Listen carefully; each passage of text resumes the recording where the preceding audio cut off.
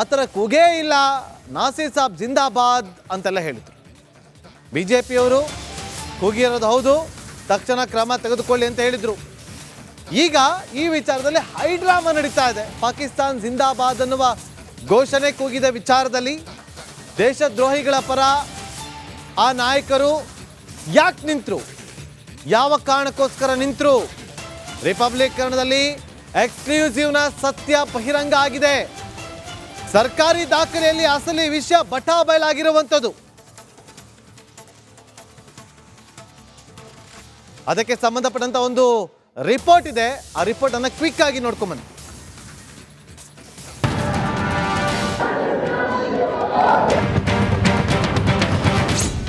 Republic ಕನ್ನಡಕ್ಕೆ ಸಿಕ್ಕ ಸರ್ಕಾರಿ ದಾಖಲೆಯಲ್ಲಿ ಬಟಾ ಬಯಲು. ನಾನು ಯಾರಿಗೂ ಸಮರ್ಥನೆ ಮಾಡ್ತಾ ಇಲ್ಲ, ಘೋಷಣೆ ಕೂಗಿಲ್ಲ ಅಂತ ಇರೋದು.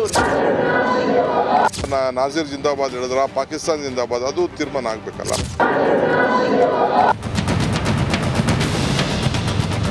ನೋಡಿದ್ರಲ್ಲ, ರಾಜ್ಯ ಸರ್ಕಾರದ ಶಾಸಕರು ಸಚಿವರು ಅದು ಹೇಗೆ ಶಕ್ತಿ ಸೌಧದಲ್ಲಿ ಪಾಕಿಸ್ತಾನ್ ಜಿಂದಾಬಾದ್ ಎಂದು ಕೂಗಿದ ಆರೋಪಿಗಳನ್ನ ಸಮರ್ಥನೆ ಮಾಡ್ತಾ ಇದ್ದಾರೆ ಅಂತ. ಆದ್ರೆ ಹೀಗೆ ಸರ್ಕಾರ ಮಾಡಿದ ನಾಟಕವನ್ನ ನಿಮ್ಮ ರಿಪಬ್ಲಿಕ್ ಕನ್ನಡ ದಾಖಲೆ ಸಮೇತ ಬಹಿರಂಗ ಮಾಡ್ತಾ ಇದೆ.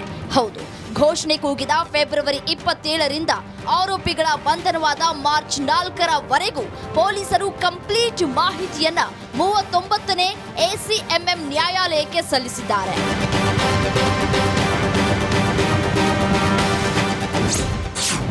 ರಿಮಾಂಡ್ ಅರ್ಜಿಯಲ್ಲಿ ಏನಿದೆ?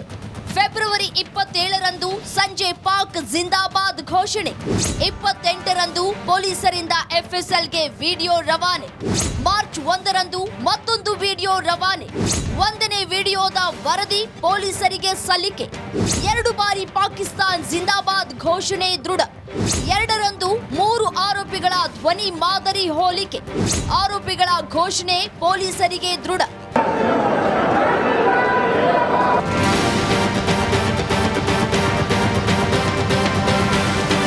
ಇನ್ನು ಈ 3 ಆರೋಪಿಗಳನ್ನ ಪೊಲೀಸರು ಕಸ್ಟಡಿಗೆ ಕೇಳೋದಕ್ಕೆ ನ್ಯಾಯಾಲಯಕ್ಕೆ ನೀಡಿರ್ತಕ್ಕಂಥ ಕಾರಣಗಳ ಏನು ಗೊತ್ತಾ?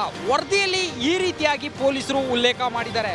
1ನೇದು, ಆರೋಪಿಗಳಿಂದ ರಾಷ್ಟ್ರೀಯ ಸಮಗ್ರತೆಗೆ ಧಕ್ಕೆ, ಪಾಕ್ ಜಿಂದಾಬಾದ್ ಘೋಷಣೆ ಘೋರ ಆರೋಪ, ಸಾರ್ವಜನಿಕರಲ್ಲಿ ಅಶಾಂತಿ ಮೂಡಿಸುವ ಪದ ಬಳಕೆ, A1 A3 ಬೇರೆ ಜಿಲ್ಲೆ ಮತ್ತು ರಾಜ್ಯದವರಾಗಿದ್ದು ಹಿನ್ನೆಲೆ ತಿಳಿಯಬೇಕು, ಇವರು ವಿರುದ್ಧ ಬೇರೆ ಕೇಸ್ ಇದೆಯಾ ಎಂದು ಪರಿಶೀಲನೆ ಮಾಡಬೇಕು, ವಿಜಯೋತ್ಸವದಲ್ಲಿದ್ದ ಇನ್ನೂ ಹಲವರ ವಿಚಾರಣೆ ಆಗಬೇಕು, ಕೃತ್ಯದ ಹಿಂದೆ ಯಾರಾದರೂ ಬೇರೆಯವರಿದ್ದಾರ ಅನ್ನೋದು ಪರಿಶೀಲನೆ ಆಗಬೇಕು, ಕೃತ್ಯ ಎಸಗಲು ಕುಮ್ಮಕ್ಕು ಯಾರಾದರೂ ನೀಡಿದಾರ ಅನ್ನೋದನ್ನ ತಿಳ್ಕೊಳ್ಬೇಕು ಅಂತೇಳಿ ಪೊಲೀಸರು ನ್ಯಾಯಾಲಯಕ್ಕೆ ಒಂದು ರಿಮಾಂಡ್ ಅಪ್ಲಿಕೇಶನ್ ಅನ್ನ ಹಾಕಿರ್ತಕ್ಕಂಥದ್ದು.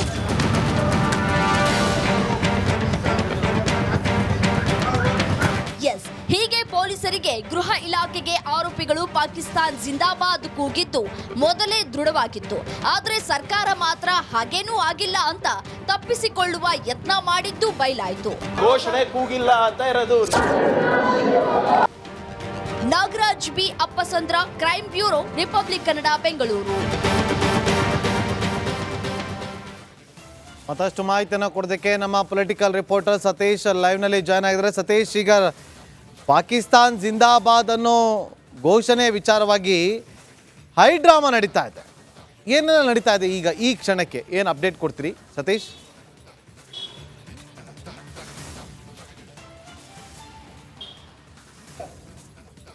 ನಾಗೇಂದ್ರ, ವಿಧಾನಸೌಧದಲ್ಲಿ ಮೊನ್ನೆ ನಡೆದಂಥ ಈ ಘಟನೆ, ಈ ಘೋಷಣೆ ಸಾಕಷ್ಟು ರಾಜಕೀಯ ತಿರುವನ್ನು ಪಡ್ಕೊಳ್ತಿದೆ. ಆದರೆ ಕಾಂಗ್ರೆಸ್ ಮಾತ್ರ ಈ ವಿಚಾರವಾಗಿ ದ್ವಂದ್ವ ನಿಲುವುಗಳನ್ನು ವ್ಯಕ್ತಪಡಿಸ್ತಾ ಇದೆ. ರಾಜಕೀಯ ಚರ್ಚಾ ವಿಷಯ ಇದು. ಮುಂಬರುವ ಲೋಕಸಭಾ ಚುನಾವಣೆ ಬರ್ತಾ ಇದೆ. ಅದರಲ್ಲೂ ದೇಶದ ವಿಚಾರ ಬಂದಾಗ ಯಾವುದೇ ಪಕ್ಷ ಇರಲಿ, ಯಾವುದೇ ರಾಜಕೀಯ ಇರಲಿ, ಅದನ್ನೆಲ್ಲ ಬದಿಗೊಟ್ಟು ಸೂಕ್ತ ಕ್ರಮ ಕೈಗೊಳ್ಳಬೇಕಾಗಿರುವಂಥದ್ದು ಒಂದು ಸರ್ಕಾರದ ಕರ್ತವ್ಯ. ಆದರೆ ಆರಂಭದಲ್ಲಿ ರಾಜ್ಯದ ಶಾಸಕರು, ಅದರಲ್ಲೂ ಕಾಂಗ್ರೆಸ್ ಶಾಸಕರು ಮತ್ತು ಸಚಿವರು ಈ ಪ್ರಕರಣಕ್ಕೆ ಸಂಬಂಧಪಟ್ಟ ದ್ವಂದ್ವ ಹೇಳಿಕೆಗಳನ್ನು ಕೊಟ್ಟರು. ಆ ರೀತಿ ಆಗೇ ಇಲ್ಲ ಅನ್ನೋ ಒಂದು ಮಾತನ್ನು ಹೇಳಿದರು. ಆದರೆ ಈಗ ಸರ್ಕಾರದ ರಿಪೋರ್ಟೇ ಬಹಿರಂಗಪಡಿಸಿದೆ. ಅಲ್ಲಿ ಘೋಷಣೆ ಕೂಗಿರೋದು ನಿಜ, ಪಾಕಿಸ್ತಾನ ಪರ ಘೋಷಣೆ ಕೂಗಿರೋದು ನಿಜ ಅನ್ನೋ ಒಂದು ಮಾಹಿತಿ ದಾಖಲೆ ಮೂಲಕ ಬಹಿರಂಗ ಆಗಿದೆ. ಈಗ ಕಾಂಗ್ರೆಸ್ನವರು ಅದಕ್ಕೆ ಸ್ಪಷ್ಟ ಉತ್ತರವನ್ನು ಕೊಡ್ತಾ ಇಲ್ಲ. ತನಿಖೆಯ ಮೊದಲೇ ಅವರು ತೀರ್ಪನ್ನು ಕೊಟ್ಟಿದ್ರು, ಅಂದರೆ ಆ ರೀತಿ ಆಗಿಲ್ಲ ಅನ್ನೋ ಒಂದು ಹೇಳಿಕೆಯನ್ನು ಕೊಡ್ತಾ ಇದ್ರು. ಇದು BJPಯವರು ಕೂಡ ಸಾಕಷ್ಟು ವಿರೋಧವನ್ನು ಮಾಡಿದ್ರು. ಖಾಸಗಿ FSL ವರದಿಯನ್ನು ಕೂಡ ಅವ್ರು ತರಿಸ್ಕೊಂಡು ಇದು ನಿಜ ಅನ್ನೋ ಒಂದು ವಾದವನ್ನು ಮಾಡಿದ್ರು, ಸರ್ಕಾರದ ವಿರುದ್ಧ ವಾಗ್ದಾಳಿಯನ್ನು ಮಾಡಿದ್ರು.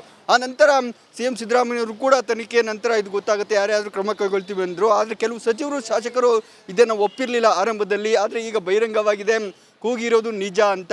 ಹೀಗಾಗಿನೇ ಒಂದು ಸರ್ಕಾರ ಜವಾಬ್ದಾರಿಯುತ ಸಚಿವರು, ಶಾಸಕರು ಇಂಥ ವಿಚಾರಗಳಲ್ಲಿ ರಾಜಕೀಯ ವಿಚಾರಗಳನ್ನು ತರದೆ ದೇಶದ ವಿಚಾರ ಬಂದಾಗ ಅದನ್ನು ಸೂಕ್ಷ್ಮತೆಯಿಂದ ಅರ್ಥ ಮಾಡಿಕೊಂಡು ತನಿಖೆ ಕ್ರಮ ಕೈಗೊಳ್ತೀವಿ ಅನ್ನೋ ರೀತಿಯಲ್ಲಿ ಇದನ್ನು ಕ್ರಮ ವಹಿಸಬೇಕು. ಆದರೆ ಯಾವ ಕಾರಣಕ್ಕಾಗಿ, ರಾಜಕೀಯ ಕಾರಣಕ್ಕಾಗಿ, ವೋಟ್ ಬ್ಯಾಂಕ್ ಕಾರಣಕ್ಕಾಗಿ ಈ ರೀತಿಯ ಹೇಳಿಕೆಗಳನ್ನು ಕೊಡೋದು ಸರಿಯಲ್ಲ ಅನ್ನೋದು ಸಾರ್ವಜನಿಕರ ಒಂದು ಅಭಿಪ್ರಾಯ ಆಗಿದೆ ನಾಗೇಂದ್ರ.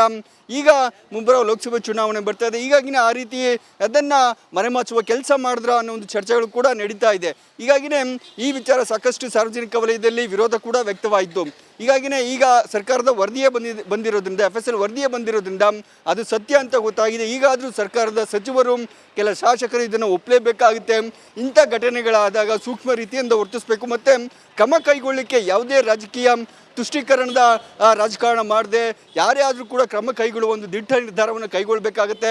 ಅಂತಹ ಸಂದರ್ಭ, ಅಂತ ಒಂದು ನಿಲುವನ್ನು ಯಾವುದೇ ರಾಜಕೀಯ ಪಕ್ಷ ಶಾಸಕರು, ಸಚಿವರು ಕೈಗೊಳ್ಳಬೇಕಾಗುತ್ತೆ ನಾಗೇಂದ್ರ. ಆದರೆ ಇದಂತೂ ಸದ್ಯಕ್ಕಂತೂ ಚರ್ಚಾ ವಿಷಯವಾಗಿದೆ ನಾಗೇಂದ್ರ.